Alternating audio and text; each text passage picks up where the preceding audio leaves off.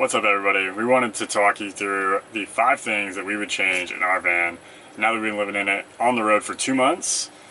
So most of the things are in the kitchen. So the first one that I think me and Allie would agree on is probably the fridge. So we have a Norcold NR 751 and it's 1.7 cubic feet. It's got a freezer in there. We went with this fridge because we couldn't find a way to do like a top opening fridge like the ARB or Dometic kind of with our design. So we went with a front opening fridge and it's just a little bit too small. We like to eat a lot of vegetables and having fresh veggies is difficult stuff you got to keep refrigerated because the fridge is packed all the time. And I think that's led to also some of the issues we've had with it freezing things or not keeping things cold enough.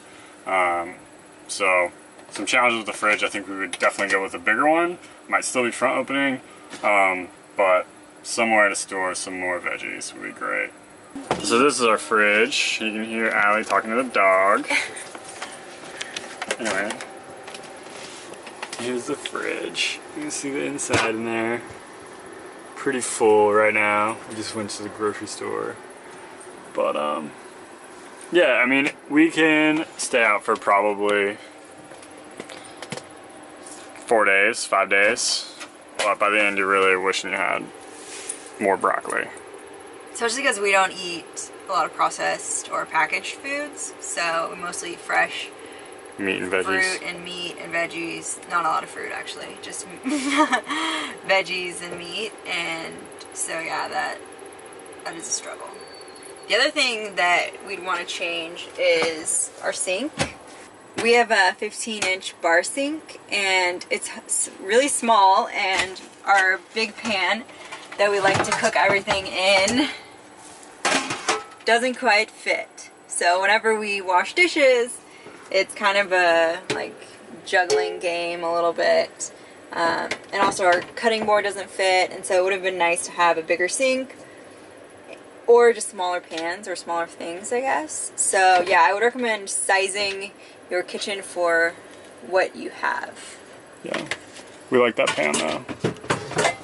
Yeah, it's our favorite. Because you can cook a lot of food, and it's like we make a lot of one-pan meals. So that's the only pan that's dirty, but Yeah. It's a pain in the ass to clean because you're spilling water all over the counter. I mean, the other thing that we would change is having the dual burner stove. We actually have only used the dual burners once in the whole 2 months we've lived in the van.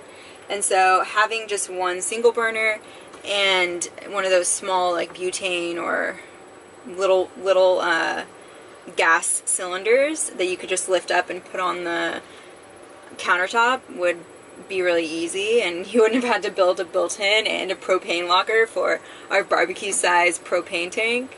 And yeah, it's really nice. We don't have to change our propane tank a lot, but we also have to go underneath the sink or underneath the counter and open the propane locker and then turn on the propane tank. And so it's kind of just as much of a hassle as it would be if you just had a detached stove with like a detached camping stove. So yeah. and that'd make more counter space for the bigger sink. So the fourth thing we would change would be these Cubbies. So initially in our first design, we actually planned to have like little closets right here. And then as we were building, we found out they just kind of weren't big enough to be really used for like a hanging closet for any of our hanging clothes. We also decided we weren't going to bring a whole lot of hanging clothes.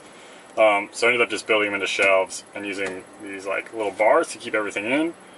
It works good, but it just feels a little cluttered in here, I feel like. And I know Allie feels the same. So I think if we were to do it again, we'd probably just put some doors on this. And that way everything's kind of clean and looks nice when it's shut, and you can open it to get anything in and out. So we might still do that modification later, but in the future I think we want kind of a cleaner look because it's a small space. So when it feels cluttered, it just kind of hard to escape, I guess. Mm-hmm. So the fifth thing, and we've talked about it a little bit, is actually the table pedestal that we used to support our table. So we have a table that converts to a bed, and the pedestal that holds that up when it's in table mode has been a little bit of a challenge. We actually broke our table the other day because we were trying to pick it up and it kind of just got stuck, so it's difficult to do. So if we were to do that again, we use a different pedestal. I saw some out there that had like a gas spring or something that will help push the table up. You just kind of unlock it, it pushes it up itself, and then you just have to push it down and latch it. I think we'd go with something like that. They were a little bit more expensive, but now, like having lived with this one, the convenience would be worth the money, I think.